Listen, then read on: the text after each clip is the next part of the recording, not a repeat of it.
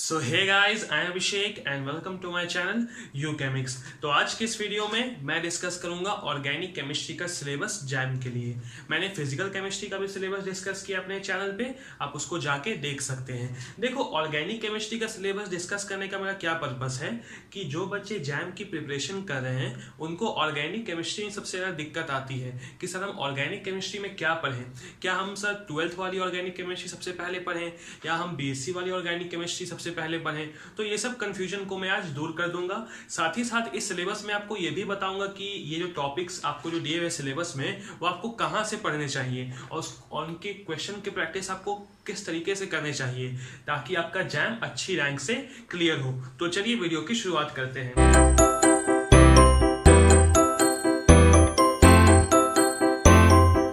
तो देखो, सबसे पहला ऑर्गेनिक केमिस्ट्री में आता है हमारा basic concepts in organic chemistry, जिसको हम बोलते हैं general organic chemistry. Short form में इसे हम जीओसी भी बोलते हैं। तो जीओसी में हमारा देखो बहुत सारा सिलेबस होता है ऑर्गेनिक केमिस्ट्री का, और जीओसी आप जानते हो ऑर्गेनिक केमिस्ट्री का जान है। अगर आपको जीओसी नहीं आता है तो आपको ऑर्गेनिक केमिस्ट्री जितना भी है वो आपको अच्छे तरीके से समझ में नहीं आएगा। तो हमें जीओसी पे ज़्यादा मेहनत करनी है क्योंकि जीओसी हमारा बेसिक्स है ऑर्गेनिक केमिस्ट्री का। तो देखो, जीओसी हमें क्या पढ़ना है जैम पर्पस के लिए। देखो, तुम्हारे सिलेबस में मेंशन है, आपके स्क्रीन पे भी फ्लैश हो रहा होगा सिलेबस। तो जीओसी में हमारा सबसे पहला आता है इलेक्ट्रॉनिक इफेक्ट्स। इलेक्ट्रॉनिक इफेक्ट्स हमारे 4 टाइप के होते हैं: resonance effect, inductive effect, hyper conjugation effect, mesomeric effect और इलेक्ट्रोमेरिक इफेक्ट। इलेक्ट्रोमेरिक इफेक्ट को हम मोस्टली निगलेक्ट करते हैं, लेकिन आप उसको भी आप पढ़ लो। अब देखो, इन चारों इफेक्ट्स को आपको डिटेल्ड वे में स्टडी करना है। अगर आप कोई टीचर से पढ़ रहे हो तो आपको ये चारों इफेक्ट्स वो आपको डिटेल्ड वे में समझाए तो आपके लिए बेहतर होगा, या अगर आप कोई बुक से पढ़ रहे हो तो इन बुक से भी आप अच्छे तरीके से पढ़ो इन चारों इफेक्ट्स को। मतलब आपका पकड़ काफी अच्छा होना चाहिए इन चारों इफेक्ट्स में। और साथ ही साथ इनके आप क्वेश्चन प्रैक्टिस करो। क्वेश्चन आप किस टाइप के प्रैक्टिस करो?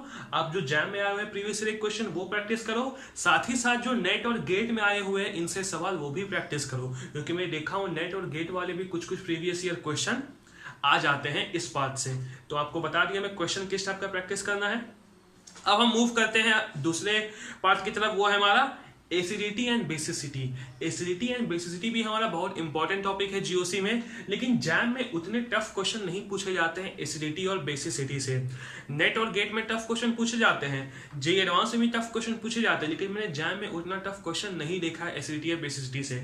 लेकिन आप उसको नेग्लेक्ट नहीं कर सकते हो। आप तैयारी करो नेट और गेट लेवल का, नेट और गेट लेवल के प्रॉब्लम बनाओ एसिडिटी बेसिसिटी पे, और जेईई एडवांस वाले भी कुछ जो प्रॉब्लम है एसिडिटी और बेसिसिटी पे वो भी आप प्रैक्टिस कर लो। अगर आप इन दोनों को प्रैक्टिस करोगे, साथ ही साथ आप जैम प्रीवियस ईयर क्वेश्चन लगाओगे, तो आपका अच्छे तरीके से आपको आ जाएगा एसिडिटी एंड बेसिसिटी। और इससे जैम हर साल सवाल पूछता है मोस्टली, 1-2 साल को छोड़ के। तो एसिडिटी एंड बेसिसिटी भी बहुत इंपॉर्टेंट टॉपिक है जीओसी का। तो देखो, जितने मैंने आपको सिलेबस में बताए हैं ये सब टॉपिक्स तो आपको करने हैं ही, साथ ही साथ कुछ टॉपिक्स आपको आउट ऑफ सिलेबस भी करने हैं जो भी इंपॉर्टेंट है जैम के लिए। वो टॉपिक्स क्या है? सबसे पहला है हमारा हीट ऑफ कंबशन। आपको हीट ऑफ कंबशन का आइडिया होना चाहिए। हीट ऑफ कंबशन हम अलग अलग ऑर्गेनिक कंपाउंड्स में हम कैसे कंपैरिजन करते हैं कि कौन सा कंपाउंड का हीट ऑफ कंबशन ज़्यादा होगा, कौन सा कंपाउंड का हीट ऑफ कंबशन कम होगा। साथ ही साथ आपको हीट ऑफ हाइड्रोजनेशन का भी आइडिया होना चाहिए। हीट ऑफ हाइड्रोजनेशन एल्कीन्स में हम देखते हैं कौन से एल्कीन का, तो heat of hydrogenation of alkene भी हमें कंपेयर करना आना चाहिए। अब देखो, अब हमारा नेक्स्ट इंपॉर्टेंट टॉपिक है वो हमारा एरोमेटिसिटी। एरोमेटिसिटी देखो, हालांकि जैम के सिलेबस में क्लियरली मेंशन नहीं है, लेकिन वो बहुत इंपॉर्टेंट टॉपिक है। एरोमेटिसिटी में हमें अलग अलग टाइप के कंपाउंड्स को स्टडी करना है, जैसे aromatic compounds, non aromatic compounds, anti aromatic compounds, quasi aromatic compounds, होमो एरोमेटिक कंपाउंड्स, एनुलिन सिस्टम, ये सब कंपाउंड्स के बारे में हमको डिटेल वे में स्टडी करना है। साथ ही साथ इनका एप्लीकेशन भी स्टडी करना है कि एरोमेटिसिटी से मॉलिक्यूल को क्या क्या फायदा होता है। तो ये सब बातें आपको डिटेल वे में स्टडी करनी है, ठीक। और एरोमेटिसिटी भी आपको मैं बोल रहा हूँ कि आप नेट और गेट वाले क्वेश्चन भी आप प्रैक्टिस कर लो एरोमेटिसिटी के।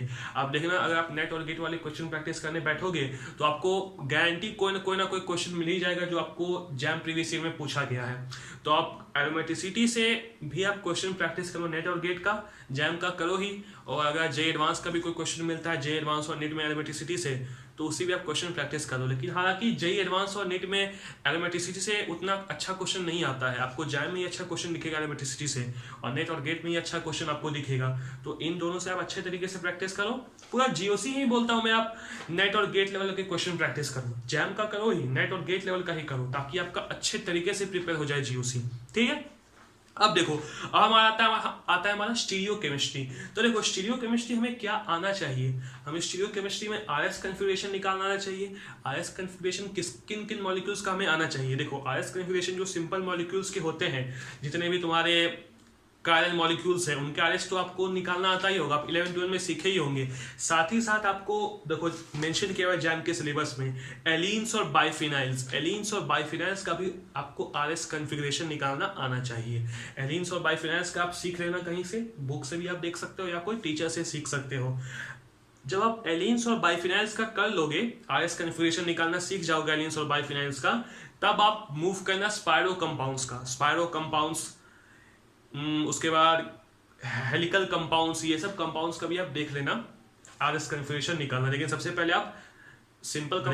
आप सिंपल कंपाउंड्स को आपको आना चाहिए, और एलीन्स और बाइफिनाइल्स का। ठीक है, अब देखो आपको ज्योमेट्रिकल आइसोमरिज्म और ऑप्टिकल आइसोमरिज्म का भी आइडिया होना चाहिए। आइडिया का मतलब आपको पता होना चाहिए कि इस मॉलिक्यूल में ज्योमेट्रिकल आइसोमरिज्म होता है या नहीं होता है, ऑप्टिकल आइसोमरिज्म होता है या नहीं होता है। अगर होता है तो हम ज्योमेट्रिकल आइसोमर कैसे निकाल सकते हैं उस मॉलिक्यूल का, ऑप्टिकल आइसोमर हम कैसे निकाल सकते हैं उस मॉलिक्यूल का, टोटल स्टीरियो आइसोमर हम कैसे निकाल सकते हैं। तो ये सब आपको आइडिया होना चाहिए किसी भी मॉलिक्यूल का। समझ में आ गया आपको। साथ ही साथ आपको पता होना चाहिए कन्फॉर्मेशंस, जैसे स्टीरियो आइसोमर्स होते हैं उस तरह कन्फॉर्मर्स होते हैं। तो कन्फॉर्मर्स आपको किन किन का पता होना चाहिए। देखो जैम के सिलेबस में क्लियरली मेंशन है प्रोपेन का आपको कन्फॉर्मर्स लाना आना चाहिए, मतलब प्रोपेन का आपको न्यूमैन आना चाहिए, और क्या होगा, और क्या होता है, न्यूमैन, फिशर, सॉहर्स, ये सब मॉलिक्यूल का आपको कन्फॉर्मर्स बनाना आना चाहिए। फिर ब्यूटेन का आपको आना चाहिए कन्फॉर्मेशंस बनाना। सब्स्टिट्यूटेड इथेन मतलब कि इथेन में तुम्हारा कोई हाइड्रोजन सब्स्टिट्यूट कर दिया हो या कोई एल्कोहल सब्स्टिट्यूट कर दिया हो। इथेन में हम लोग बेसिकली 2 ही ग्रुप्स का सब्स्टिट्यूशन करते हैं, बाकी ग्रुप्स का सब्स्टिट्यूशन करते हैं, साइनाइड हो गया। तो आपको सब्स्टिट्यूटेड इथेन का आपको आना चाहिए कन्फॉर्मेशंस, मतलब कि सब्स्टिट्यूटेड इथेन में कौन सा कन्फॉर्मेशन ज्यादा स्टेबल होता है, स्टाइगर्ड, इक्लिप्स, ये सब आपको कंपैरिजन करना आना चाहिए। तो अब हम मूव करते हैं अपने साइक्लिक सिस्टम की तरफ। तो साइक्लिक सिस्टम में हमारा आता है साइक्लोहेक्सेन। तो साइक्लोहेक्सेन आपको पता है, साइक्लोहेक्सेन 4 फॉर्म में एग्जिस्ट करता है, चेयर फॉर्म, बोट फॉर्म, उसके बाद ट्विस्ट बोट, फिर हाफ चेयर। ये सब चारों फॉर्म का आपको पता होना चाहिए कि इसमें से स्टेबल कौन सा होता है, इसमें से ज़्यादा रिएक्टिव कौन सा होता है, इनमें से कायरल कौन सा होता है। देखो जो बातें मैं बोल रहा हूँ ये सब बातें सब आई हुई है जैम में, तभी मैं आपको बोल रहा हूँ। तो ये सब बातें आप नोट भी कर लोगे तो आपके लिए। देखो स्टीरियो केमिस्ट्री में हमारा लगभग सिलेबस कंप्लीट हो गया। अब देखो कुछ सिलेबस हमें बाहर भी चीजें पढ़नी है स्टीरियो केमिस्ट्री में, जिससे भी जैम क्वेश्चन पूछ लेता है। वो चीजें क्या है, वो है स्पेसिफिक रोटेशन का आपको आइडिया होना चाहिए कि स्पेसिफिक रोटेशन हम कैसे निकालते हैं मॉलिक्यूल का। आप जैम के प्रीवियस ईयर क्वेश्चन बना के देखो, 2019 का बना के देखो, 2018 का बना के देखो, आपको स्पेसिफिक रोटेशन के सवाल मिल जाएंगे।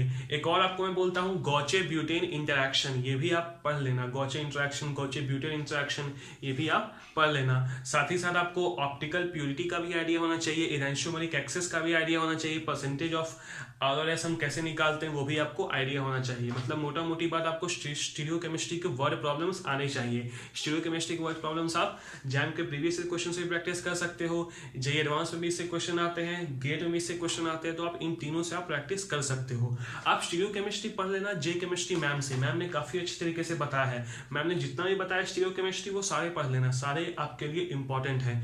और मैम ने होमो टॉपिक और इनैंशियो टॉपिक भी बताया है, वो भी आप पढ़ लेना। हो सकता है जैम पूछ दे, हालांकि उससे क्वेश्चन नहीं पूछा है लेकिन पूछ सकता है। तो मैम से तुम पूरा स्टीरियो केमिस्ट्री तुम पढ़ लो, साथ ही साथ तुम खुद प्रैक्टिस करना, अलग अलग मैं आपको बता रही है किससे आप प्रैक्टिस करोगे। अब देखो हमारा सेकंड पार्ट आता है, वो है हमारा ऑर्गेनिक रिएक्शन मैकेनिज्म। देखो ऑर्गेनिक रिएक्शन मैकेनिज्म में क्या पढ़ना है, देखो सिलेबस में वो मेंशन नहीं है रिएक्शन मैकेनिज्म में क्या क्या पढ़ना है, मैं आपको बता देता हूँ, आप नोट करते चलो। SN1, SN2, SNI, SNNGP, SNAR, उसके बाद तुम्हारा आ गया E1, E2, E1CB, उसके बाद तुम्हारा आ गया तुम्हारा nucleophilic addition reaction, electrophilic addition reaction, electrophilic substitution reaction. तो जितने भी मैं आपको रिएक्शन बताया वो सभी रिएक्शन आप डिटेल वे में पढ़ो। आप क्लेडन बुक रिफर कर सकते हो इन सभी रिएक्शन मैकेनिज्म को पढ़ने के लिए। देखो इससे क्वेश्चन आ भी सकते नहीं भी आ सकते इन रिएक्शन मैकेनिज्म से, लेकिन इनका एप्लीकेशन आपको जरूर दिखेगा बाकी ऑर्गेनिक केमिस्ट्री में। तो आपको अगर ये सब स्ट्रांग होंगे रिएक्शन मैकेनिज्म तो आप बाकी के रिएक्शंस आप आराम से कर लोगे। लेकिन तो आपको रिएक्शन मैकेनिज्म अच्छे से आना ही चाहिए। कभी कभार जैम डायरेक्ट क्वेश्चन भी पूछ लेता है कि ये बताओ ये रिएक्शन में SN2 रिएक्शन कौन सा है, इस टाइप के क्वेश्चन भी आते हैं। तो आपको ये रिएक्शन भी अच्छे तरीके से करने हैं, ठीक है। अब देखो अब हमारा रिएक्शन मैकेनिज्म तो कंप्लीट हो गया। अब हमारा आता है रिएक्टिव इंटरमीडिएट्स। देखो रिएक्टिव इंटरमीडिएट्स हमारा क्लियरली मेंशन है, हमें कौन कौन से रिएक्टिव इंटरमीडिएट्स पढ़ने हैं। Carbocation, carbanion, free radical, carbene, nitrene और बेंजाइन, ये इतने ही हमें रिएक्टिव इंटरमीडिएट्स पढ़ने हैं। देखो होते तो और हैं लेकिन हमें इतने ही पढ़ने, क्योंकि जैम में मैंने इससे बाहर क्वेश्चन नहीं देखा है। कार्बोकैटायन, कार्बोएनाइन, बेंजाइन, नाइट्रीन, कार्बीन, इन्हीं से क्वेश्चन आते हैं। आपको क्या पता होना चाहिए रिएक्टिव इंटरमीडिएट्स का? सबसे पहली बात कि रिएक्टिव इंटरमीडिएट जितने भी हैं वो दिखते कैसे हैं, उनका शेप क्या होता है, और शेप के साथ साथ उस मॉलिक्यूल में कार्बन का क्या होता है हाइब्रिडाइजेशन, कार्बन का, नाइट्रोजन का, जो भी होगा रिएक्टिव इंटरमीडिएट। साथ ही साथ वो जो रिएक्टिव इंटरमीडिएट्स है वो फॉर्म कैसे होते हैं, किस रिएक्शन में फॉर्म होते हैं, ठीक है। तो ये सब बातें आपको पता होनी चाहिए। पहला बात मैंने क्या बोला कि उनका पता होना चाहिए आपको शेप, ज्योमेट्री, हाइब्रिडाइजेशन, वो कैसे फॉर्म होते हैं, और साथ ही साथ आपको स्टेबिलिटी भी कंपेयर करना आना चाहिए कि कार्बोकैटायन के बीच में स्टेबिलिटी कंपेयर करना आना चाहिए, कार्बीन के बीच में स्टेबिलिटी कंपेयर करना आना चाहिए, बेंजाइन के बीच में स्टेबिलिटी कंपेयर करना आपको आना चाहिए। तो ये सब बातें आपको ध्यान में रखनी है रिएक्टिव इंटरमीडिएट्स की। तो रिएक्टिव इंटरमीडिएट्स जब हमारा कंप्लीट होता है तो हमारा आता है नेम रिएक्शन। तो देखो रिएक्टिव इंटरमीडिएट्स ही पढ़ोगे ना आप तो आपको उसमें से ही कुछ ना कुछ आपको नेम रिएक्शन मिल जाएंगे। जैसे अगर आप कार्बीन का अगर आप फॉर्मेशन पढ़ोगे तो आपको वुल्फ रीअरेंजमेंट आपको देखने को मिल जाएगा। कर्टियस रीअरेंजमेंट में आपको नाइट्रीन का दिख जाएगा आपको फॉर्मेशन देखने को। कार्बोकैटायन अगर आप पढ़ोगे तो आपको ये जो पिनाकोल रीअरेंजमेंट है वो आपको देखने को मिल जाएगा। तो आप रिएक्टिव इंटरमीडिएट्स ही पढ़ोगे तभी आपको कुछ ना कुछ नेम रिएक्शन आपको देखने को मिल जाएगा। तो हमें कौन कौन से नेम रिएक्शन पढ़ने हैं? Hofmann, Curtius, Lossen rearrangement. मैं आपको बता देता हूं कि अगर आप नाइट्रीन का फॉर्मेशन पढ़ोगे तो आप इन सभी को पढ़ लोगे। नाइट्रीन का फॉर्मेशन ही होता है इन तीनों से, ठीक है। वुल्फ रीअरेंजमेंट आप पढ़ोगे तो आप कार्बीन भी पढ़ लोगे। सिमन स्मिथ रिएक्शन में आपका कार्बीन ही बनता है। रीमर टीमर रिएक्शन भी आपका कार्बीन बनता है। माइकल रिएक्शन थोड़ा सा अलग रिएक्शन है। डाल्टन रिएक्शन आपका है, देखो डाल्टन रिएक्शन एक होता है SNI वाला रिएक्शन, लेकिन ये डाल्टन रिएक्शन सब वही है, डाल्टन रिएक्शन वही है शायद। विटी रिएक्शन पढ़ोगे तो आपको एक और आपको इंटरमीडिएट देखने को मिलेगा, वो इलाइड होता है, इलाइड, फॉस्फोरस इलाइड। तो विटी रिएक्शन में आपको एक अलग टाइप का दिखने को मिलेगा इंटरमीडिएट। मैकमरी रिएक्शन भी आप पढ़ोगे आपको कुछ ना कुछ देखने को मिलेगा। पिनाकोल में आपको देखने को मिलेगा एक कार्बोकैटायन। फेवरेस्की पढ़ना ही आपको। Benzilic acid rearrangement, dienol phenol rearrangement, Baeyer विनेगर ऑक्सीडेशन। देखो जितने भी नेम रिएक्शन मेंशन है आपको वो सब करने ही है। साथ ही साथ इनके अलावा भी आपको कुछ कुछ नेम रिएक्शन करने हैं जो मैं आपको एक वीडियो में बताया हूं। तो आप वो वीडियो जरूर देखें जिसमें आपको बताया हूं कि आपको कौन कौन से ऑर्गेनिक नेम रिएक्शन करने हैं स्पेशली फॉर जैम, ठीक है। अब देखो आपने सारे नेम रिएक्शन कर लिए, अब हम बढ़ते हैं अपने कुछ और रिएक्शन की तरफ। वो है हमारा oxidation and reduction reaction in organic chemistry. तो ऑक्सीडेशन एंड रिडक्शन रिएक्शंस क्या होते हैं कि मतलब जो रिएक्शन में तुम्हारा कोई कंपाउंड ऑक्सीडाइज हो रहा है, जैसे बेयर विनेगर ऑक्सीडेशन एक टाइप का ऑक्सीडेशन रिएक्शन है। समझ में आ गया आपको? साथ ही साथ आपका एक और कौन सा हो गया ऑक्सीडेशन रिएक्शन, जैसे KMnO4 के प्रेजेंस में जब हम कोई एल्डिहाइड का ऑक्सीडेशन कराते हैं कार्बोक्सिलिक एसिड में, वो भी एक ऑक्सीडेशन रिएक्शन ही हो गया। तो मैं मेनली आपको ऑक्सीडाइजिंग एंड रेड्यूसिंग एजेंट पढ़ने हैं आपको ऑर्गेनिक केमिस्ट्री में। जितने भी ऑक्सीडाइजिंग एजेंट है और जितने भी रेड्यूसिंग एजेंट है आपको डिटेल वे में स्टडी करना है जैम के लिए, ठीक है। फिर हमारा आता है ग्रिग्नार्ड रिएजेंट। ग्रिग्नार्ड रिएजेंट आपको पता है RMGX होता है, उसके सारे रिएक्शन आपको पढ़ने हैं। अब देखो ये जितने भी मैं आपको नेम रिएक्शन बता रहा हूँ या रिएजेंट्स बता रहा हूँ वो आप कहाँ से पढ़ोगे? देखो आपको आधे से ज्यादा नेम रिएक्शन आपको मिल जाएंगे क्लेडन बुक में। क्लेडन बुक को आप रेफर करो, मैं आपको बताता हूँ कि 100% आपका मार्क्स स्कोर होगा अगर आप क्लेडन बुक रेफर करोगे तो। और जो जो नेम रिएक्शन नहीं दिए मैं क्लेडन बुक में, आप उनको कोई यूट्यूब चैनल से पढ़ सकते हो, या अगर आप पढ़ भी लिए हो कोई नेम रिएक्शन बुक से तब भी आप वो यूट्यूब चैनल फॉलो कर सकते हो। या कोई यूट्यूब चैनल बता भी देता हूँ, जे केमिस्ट्री का चैनल फॉलो करो। मैम ने मोस्टली नेम रिएक्शन करवाया है, कुछ नेम रिएक्शन नहीं करवाया है, वो आपको बुक में मिल जाएंगी।